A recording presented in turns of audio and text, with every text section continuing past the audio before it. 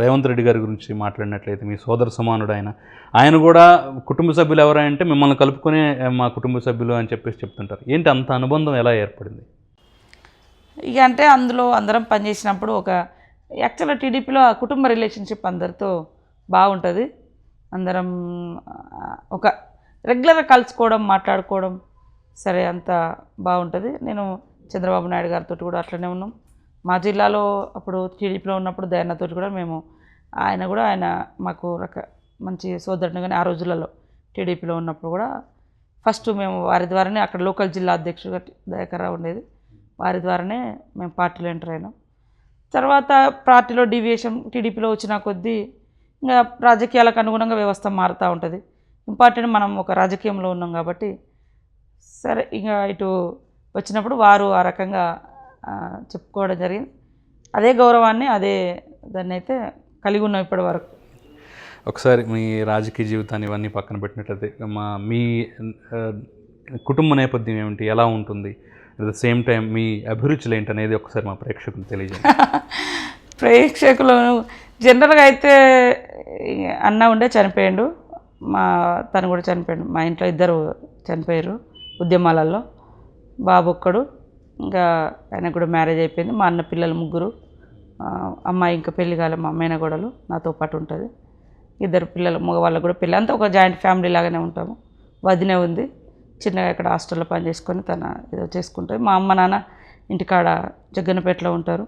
ఇప్పటి వరకైతే మేము ఎవరం వాళ్ళకు పని చేసే అవకాశం రాలేదు, ఎందుకంటే వాళ్ళు చాలా ఏజ్ ఉన్నప్పటికి కూడా యాక్టివ్గా మా నాన్న మా బాపు అంటాం, ఆయన అయితే ఇప్పటికి గుట్టలకు పోతాడు, చెట్లకు పోతాడు, వ్యవసాయం చేసుకుంటాడు ఉంటుంది. ఇంకా ఎప్పుడు నేను ములుగులో ఉన్నప్పటికి కూడా 2-3 నెలలకు కూడా కలుసుకునే అవకాశం కూడా దొరుకుతలేదు. రోజు ములుగులో ఉన్నప్పటికి కూడా బిజీ అయిపోయింది. ఎప్పుడైనా కలవాలంటే ఇంటికి పోయినా కూడా అందరు జనాలు వస్తారు. ఇంకా ఇంటికి ములుగుకు దగ్గరే, ఇంకేదైనా పోవాలంటే అడవిలోకి పోవాలనే దాంతో అడవికి ఏదన్నా చేనుకి వెళ్ళిపోయి అక్కడ ఏదన్నా ఇంత వంట చేసుకొని అక్కడే వాళ్ళతో కలిసి ఉండడం ఇంకా ఈ టైప్ అయిపోయింది ఈ మధ్య. ఎందుకంటే ఇంటికి పోయినా పాపం జనాలు వస్తూ ఉంటారు, వాళ్ళని కాదనలేము, వీళ్ళతో ఉండలేము. అసెంబ్లీకి వచ్చాకంటే 2 నెలలు దాదాపు 1-2 నెలలు అయింది ములుగులో ఉన్నా కానీ కలవలేకపోయినా.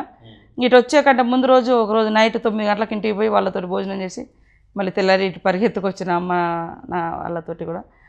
సో ఇక అంతా రాజకీయమే జీవితంలాగా అయిపోయింది. ఇంకా పర్సనల్ కొడుకు కోడలు మనవరాలు కూడా అందరూ వాళ్ళు వేరే ఉంటారు. నేను క్యాంప్ ఆఫీస్ ములుగులో ఉంటాను. నాతో పాటు మా బంధువుల పిల్లలు వాళ్ళ ఫ్యామిలీ నాతో ఉంటారు. వాళ్ళు ఇంకా వాళ్ళు ఏదైనా ఉన్నా కూడా అక్కడ ములుగు వ్యవహారాలని వంట చేసుడు అవి అంతా వాళ్ళు చూసుకుంటారు.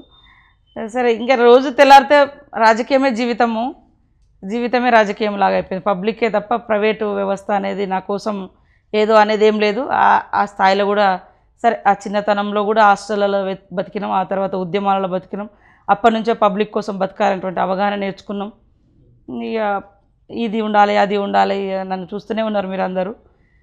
ప్రజలలో గౌరవం ఉండాలి, ప్రజలతో ఉండాలి, ప్రజల కోసం పనిచేయాలి, ఏ చిన్న అవసరం ఉన్నా మన శక్తి మేరకు ఉండాలి అని ఎక్కువ చదువుకోవడానికి కాన్సన్ట్రేషన్ ఎక్కువ దృష్టి పెడతా ఉంటాం. కానీ టైం దొరకట్లేదు. గతంలో ఎక్కువ పడుకునే టైంలో అయినా కనీసం చదువుకునేది, డైలీ 1 అవర్ అయినా బుక్ పట్టేది, నిద్ర రాకపోయే పరిస్థితి ఉండేది. బుక్ పట్టుకునేది, మార్నింగ్ కంపల్సరీ పేపర్స్ చూసుకుంటా, పేపర్స్ ఫాలో అవుతా రెగ్యులర్గా. ఆ రోజు పేపర్ చూసుకోకుండా ఈరోజు మన జీవితంలో ఆ పేజ్ లేనట్టు అనిపిస్తుంది, అదొకటి ఉంటుంది. ఎలాంటి ఫుడ్ మీరు ఇష్టపడతారండి? ఇది అనేది ఏం లేదండి, అంటే జనరల్గా న్యాచురల్గా జనాలు పెడతా ఉంటారు, తింటూ ఉంటాం. ప్రత్యేకంగా ఏం లేదు. ఎక్కువ గిరిజన సంప్రదాయము మాది. ఎక్కువ చేపలలో కూడా ఎండబెట్టిన చేపలు అయితే ఇష్టపడతా, ఎండబెట్టిన రొయ్యలు, ఎండబెట్టిన చేపలు, మటన్ కూడా ఎండబెట్టింది అయితే కొంచెం ఇంట్రెస్ట్ అనిపిస్తుంది. తర్వాత ఎక్కువ మష్రూమ్స్ ఎక్కువ ఇష్టపడతాము, అడవులలో దొరుకుతాయి. ఈ సీజన్లో బాగానే తిన్నా నేను. ఊళ్ళలోకి వెళ్ళినప్పుడు లేకుంటే ఎవరైనా మా వాళ్ళు అక్క దొరికినాయి అంటే తీసుకొచ్చి ఇవ్వడం, అవి ఎక్కువ ఇష్టపడతాము. దాని టేస్ట్ కూడా డిఫరెంట్గా ఉంటుంది. గోంగూర ఇట్లాంటి కొంచెం నేచురల్ ఫుడ్కే ఇష్టపడతాం. ఎందుకంటే ఈ సిటీస్లలో వచ్చేది లేదా అట్లా కాకుండా కూరగాయలు కూడా ఇంటికాడ నుంచి తెప్పించుకోవడము, ఊళ్ళో దొరికేటి తెచ్చుకోవడము అట్లా. ఇప్పుడు మా క్యాంప్ ఆఫీస్లో కూడా మొత్తం ఎక్కువ కూరగాయలు పెట్టించుకున్నాము జనరల్గా. అది ఏదైనా గడకో గంజ ఎట్లా దొరికితే అంబలి. సినిమాలు చూస్తుంటారా, ఎంటర్టైన్మెంట్ అలాంటివి ఇష్టపడుతుంటారా? ఎక్కువ బయటికంటే ఎప్పుడైనా ఇక్కడ ఏదైనా మెంటల్ డిజార్డర్లు ఉన్నప్పుడు మనోళ్ళు పెడతా ఉంటారు. అది కూడా హైదరాబాద్కి వచ్చినప్పుడు ఏదైనా టైం దొరికితే ఇక్కడ కూర్చుంటాం కాబట్టి కామన్గా టీవీ సైడ్ పోతూ ఉంటుంది ఇక్కడనే. కానీ అక్కడ వరంగల్ ములుగులు అంత అవకాశం ఉండదు. పొద్దున్న తిరిగి వస్తాం. ఏదైనా టైం దొరికితే ఇంత రాసుకోవడమో చదువుకోవడమో మేజర్గా చేస్తూ ఉంటాం. న్యూస్ కూడా తక్కువనే, ఎందుకంటే మార్నింగ్ 6 నుంచే జనాలు స్టార్ట్ అవుతూ ఉంటారు. వాళ్ళని గంటలు నిలబెట్టడం నాకు ఇష్టం ఉండదు. 8 కల్లా కిందికి పబ్లిక్ వాళ్ళకి వెళ్తాం. ఒక్కోసారి 7కే స్టార్ట్ అవుతూ ఉంటాం బయటికి పోవాలంటే. కరోనా టైంలో అయితే 3 గంటలకు గుళ్ళు వేసిపోయిన సందర్భాలు ఉన్నాయి. టైమింగ్స్ని బట్టి, ఆ రోజు ఉండే షెడ్యూల్ని బట్టి ఈ టైం అని ఉండదు. మేజర్గా అయితే 8 వరకు నేను రెడీ అవుతూ ఉంటా, వెళ్ళిపోతుంటా. పేపర్ చూసుకోవడం, ఫస్ట్ లేవగానే కొద్దిగా యోగా చేసుకోవడము, లేదా సాయంత్రం టైంలో వాకింగ్ చేసుకుంటా. యాక్చువల్గా సాయంత్రం వాకింగ్, మార్నింగ్ యోగా. ఎందుకంటే మార్నింగ్ యోగా కిందికి పోవడము, అది జనాలు అందరూ వస్తూ ఉంటారు కాబట్టి మార్నింగ్ వాకింగ్ చేయలేము, ఈవినింగ్ యోగా చేయలేము. కాబట్టి యోగా అనేది కొంచెము టైం కేటాయించుకున్నప్పుడు, హర్రీ లేనప్పుడు మాత్రం కొద్దిసేపు యోగా చేసుకుంటా. ఈవినింగ్ టైంలో కొంచెం వీళ్ళతో మాట్లాడుకుంటూ, ఫోన్లు మాట్లాడుకుంటూ వాకింగ్ చేస్తాం 1 అవర్. రాజకీయ జీవితంలో మీ ఫైనల్ గోల్ ఏంటి? ఇది సాధించాలి అనే ఒక గోల్, లక్ష్యం ఏమన్నా ఉందా మీకు? లక్ష్యం అంటే ఇంత అభివృద్ధి, ఇంత అన్నీ ఒక దిక్కు మనం చూపిస్తున్నాం, కానీ అభివృద్ధి ఛాయలు లేనటువంటి ఊర్లు ఇంకా ఉన్నాయి.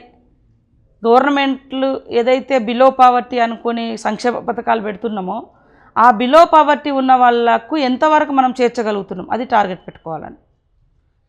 వాళ్ళను కనీసం ఎడ్యుకేషను, హెల్త్, ఎలక్ట్రిసిటీ, ఒక రోడ్డు, ఒక ఇల్లు, ఒక పెన్షను, ఇలాంటి అర్హులకు మనము రాజ్యాంగ ఫలాలు అందాల్సినటువంటి అర్హులకు, ఆ రాజ్యాంగ హక్కులు అందాల్సినటువంటి వర్గాలకు ఎంత చేరువలో ఉన్నాం మనం, అది మనము చూడాలి. కానీ మీరందరూ ఒక సొసైటీని చూసారు. మేము ఈ కరోనా టైంలో మీరందరూ ఒక సొసైటీని చూపించారు. మేము ప్రత్యేకంగా దాని మీద కాన్సన్ట్రేషన్ చేయలేదు. కాకపోతే ఆకలి అనేటువంటి వాళ్ళ దగ్గరికి మేము పోయినప్పుడు అది మా లోకల్, మా పిల్లలు ఏదో మా సెల్లులలో తీసింది, అది వాట్సాప్లలో పెట్టుకుంటారు, అది అట్లా బయటకు వచ్చేసి ఆ సొసైటీని కూడా డెవలప్ చేయగలగాలి. అప్పుడు మనం ఏదైనా ఓకే, మనం ఇన్ని సంవత్సరాల స్వతంత్ర భారతంలో అన్ని వర్గాలు బాగున్నాయని చెప్పుకోగలుగుతాం. అది లేకుంటే నేను 1000 కోట్లు పెట్టి ఇంత పెద్ద బిల్డింగ్ కట్టినా, లేకుంటే ఈ ఫ్లైఓవర్ వేసినా, ఈ సచివాలయం కట్టినా, ఇవి చరిత్రలో చూపించుకోవడానికి కాదు, ప్రజెంట్ ఉన్నటువంటి ఆకలి తీర్చడానికి. నేను అదే మీ ద్వారా యాక్చువల్గా మొన్న మాట్లాడదాం అనుకున్నా, మాకు అవకాశం ఇవ్వలేదు. చిరు వ్యాపారులు, ప్రైవేట్ టీచర్సు, వీవీలు, లేదా ఆటో డ్రైవర్లు, క్యాబ్ డ్రైవర్లు, రకరకాల వాళ్ళు ఈ పాండమిక్ టైంలో ఇబ్బంది పడ్డారు ప్రజలు. అలాంటి వాళ్ళని ఏరి సచివాలయం ఆపి ఫస్ట్ వాళ్ళని నిలబెట్టండి. సెక్రటేరియట్ ఇప్పటికిప్పుడేం అవసరం లేదు, పెద్ద పెద్ద ప్రాజెక్టులు ఇప్పటికిప్పుడేం అవసరం లేదు. ఫస్ట్ ప్రజలు ఆకలితో మరణించకుండా వాళ్ళకు ఉపాధి చూపించాలి. వాళ్ళు ఈఎంఐలు, అవి ఇవి అని పెట్టి తెచ్చిర్రు, రెంట్ కట్టలేని పరిస్థితులు ఉన్నారు. ఈయన అంటాడు కరెంట్ ఇంటి అద్దెలు కట్టొద్దు అంటారు. మరి ఎలక్ట్రిసిటీ బిల్ ఆపొచ్చు కదా, మీరు కట్టించారు కదా. అదే అంటాను, ఇంటి వాళ్ళు మాత్రం ఫ్రీగా ఇవ్వాలంట. ఆయన ఎక్కడో అప్పులు తెచ్చి ఇల్లు కట్టుకొని ఉంటాడు, ఇంట్లో అద్దె 4 రోజులు ఆపగలుగుతాడు అడగకుండా, కానీ కట్టకుండా ఉంటాడా? మరి నువ్వు గవర్నమెంట్ కరెంటు బిల్లు ఆపకుండా పోయినావు కదా, కనీసం అవైనా మాఫీ చేయాలి కదా, చేయలేదు.